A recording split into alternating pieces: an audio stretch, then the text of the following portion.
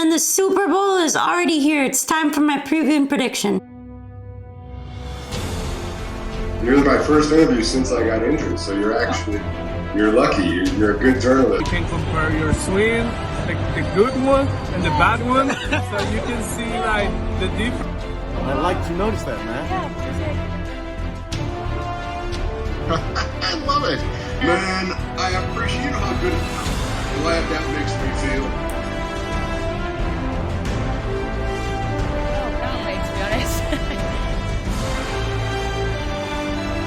So Super Bowl 60 is already upon us. It's gone by so fast, these NFL playoffs, and we're already here. And it's the Patriots versus Seahawks in a rematch of Super Bowl 49. A lot of people had the Seahawks reaching the Super Bowl. I picked them to go to the Super Bowl and make it out of the NFC. The Patriots are what is the big surprise. Obviously, into the start of the season, nobody had the New England Patriots making it. They were, of course, 3-14 the year before. Brought in Mike Vrabel, brought in a bunch of veterans like Stephon Diggs and Milton Williams. Great coaching with Josh McDaniels, and here they are. Drake May put up an MVP caliber season, and they somehow made it to the Super Bowl, and probably one of the most improbable runs I've seen in terms of just not really effective offense, and just found a couple of spots where they scored, and they're able to pull out crazy victories. And obviously I think they had a ton of luck on their side, as would be a typical Patriots fan. Can't have luck, obviously. Patriots obviously get a ton of that whenever they make the Super Bowl for some reason. Things just go their way for whatever reason. They just don't make those big mistakes that other teams do in pivotal moments. I think that's really the big thing. And obviously they get a ton of luck on their side. But either way, give them credit. They're here. Seahawks, probably the best team in the league throughout this entire season, the most balanced team. A couple of storylines here. One is obviously the rematch of Super Bowl 49. That, of course, was one of the greatest Super Bowls of all time. The Patriots and Tom Brady won 28-24 thanks to Malcolm Butler's interception at the 1-yard line. That, of course, was one of the worst play calls in NFL history. Did not run the ball with Marshawn Lynch. After you just ran it on the previous play and you picked up 5 yards, you're 1 yard away. You had one timeout. You could at least try to run it one more time before passing. But that, of course, is in the past. That was the last time the Seahawks reached the Super Bowl.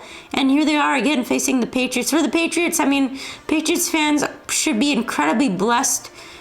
Patriots fans should be incredibly thankful and grateful for what they're experiencing in the NFL, because this is not how it typically works. You don't have one of the greatest dynasties of all time win 6 Super Bowls in like 20 plus years and then turn it around in 7 years, and here you are back on the big stage. I mean, Patriots fans should be eternally grateful for this kind of run that really no other fan base gets to experience. And they need to be grateful for it and not get cocky about it. That, I think, is a big thing, considering how fortunate they are to be in this spot. I mean, after 7 seasons, here they are. So crazy. Made it in Super Bowl 53. They beat the Rams. Of course, got a bit bailed out there against the Chiefs, but they made it to the Super Bowl, beat the Rams 13-3. It's been 7 years, and here they are.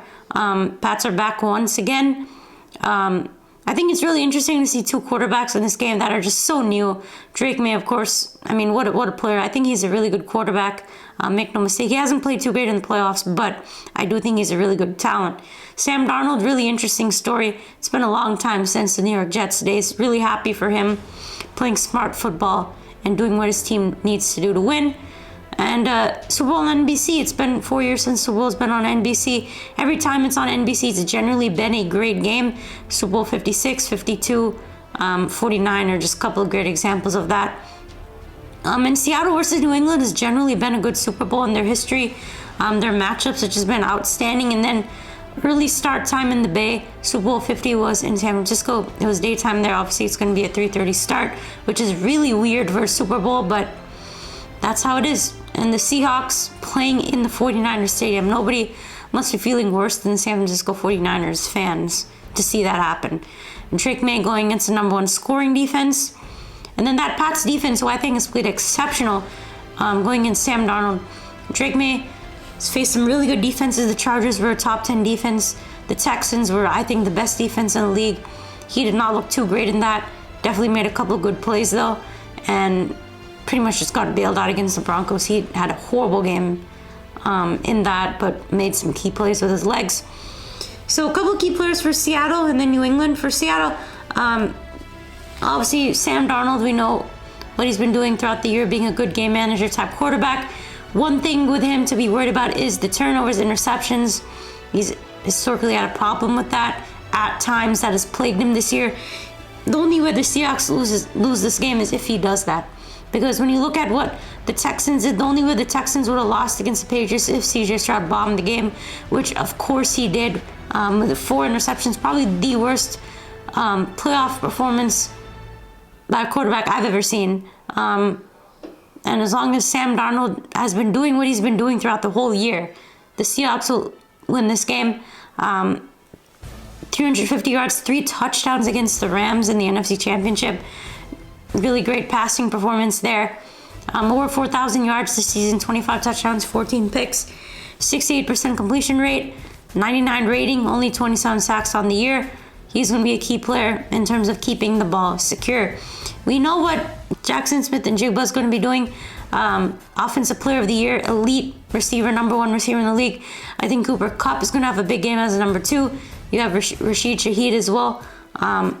But I think the Seahawks pass rush is going to play a big role in this. You have DeMarcus Lawrence with 6 sacks, Leonard Williams has 7, Jaron Reed, a couple other guys all with around 7 sacks. Expect them to get after him, and they need to get pressure on May. Emmanuel Ori is going to be back in the secondary for Seattle. Should be ready to go. Seattle's back end is pretty good, just as good as their front. But I do think DeMarcus Lawrence is going to have to get there. And Kenneth Walker, I think, is going to be so important in this. Seattle needs a good running game to beat New England in terms of time of possession, maintaining the ball. Teams haven't been able to run it on New England, but Kenneth Walker is a really good back. Going to be interesting to see what he can do. Now for the Patriots, of course, Drake May almost won the MVP, surprisingly. 4,400 yards passing, 31 touchdowns, 8 picks, the best quarterback rating in football. 4 rushing touchdowns, almost 500 yards rushing. That's going to be important in this to see if he can do that. He is one of the most sacked quarterbacks in the league, so the offensive line for the Patriots is a key in this. Seattle tied with the Texans for the most sacks in the league in 7th spot. So Texans, Chargers, and Broncos, they all got to May. They all got 5 sacks. I would expect Seattle to do something of the same, and then May cannot turn the ball over. Of course, that could really hurt him in this. Did not against the Texans because CJ Stroud helped him out there. But it would hurt him really bad in this, and the Patriots offensive line has to do better. I think Christian Gonzalez, one of the better cornerbacks in the league. He's going to have to guard JSN, I think. He's going to have to do a really good job against that guy to have any sort of chance in stopping this Seattle offense. And Milton Williams, he has to get pressure on Sam Darnold and force that turnover. That's the only way the Patriots, I think, realistically can win this game, is if Milton Williams forces some kind of turnover, fumble, interception, something. The Patriots, defense has to force a turnover of some kind. And then May has to protect the ball, and he has to have some time. Those are the keys for both teams. Break down the teams in terms of categories. I think coach-wise, Mike Vrabel, excellent coach of the year. Slight edge to him. I think Mike McDonald is great, but Vrabel has done it with multiple teams now.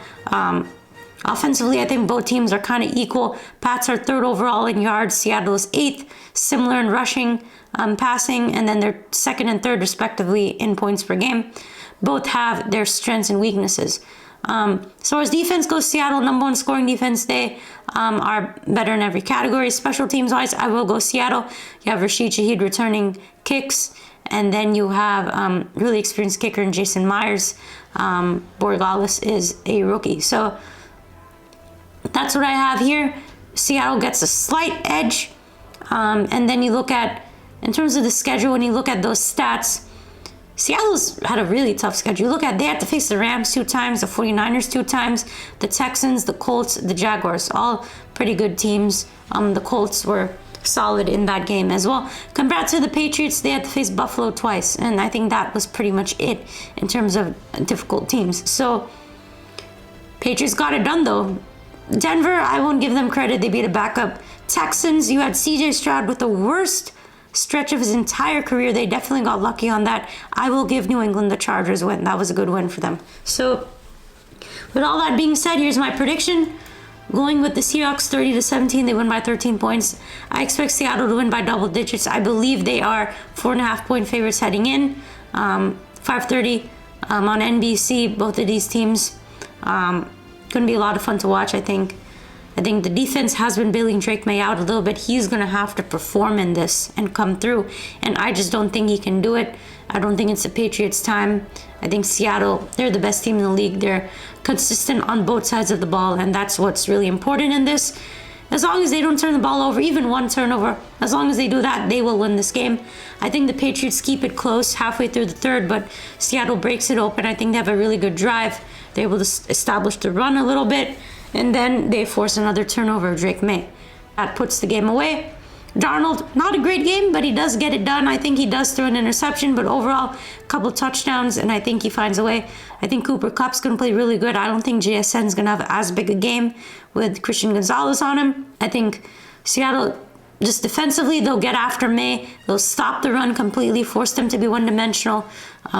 Guard guys like Diggs and Butte much better. And I think they'll be able to force May into a couple of bad decisions. I think he makes some plays here and there, but it's not enough. And as far as MVP goes, I think Cooper Kupp has a really good shot of doing it again, simply because he's the second wide receiver, has the experience. Sam Darnold, if he is probably one of the better performers of this game, but I think it could also be someone on the defense. If it's someone who sacked May a lot, forced fumbles, whether it's DeMarcus Lawrence or Leonard Williams, someone like that, that could also be a factor in this. So that's what I think. We'll see what happens. I'm going to pick Seattle, and let me know what your pick is in the comments.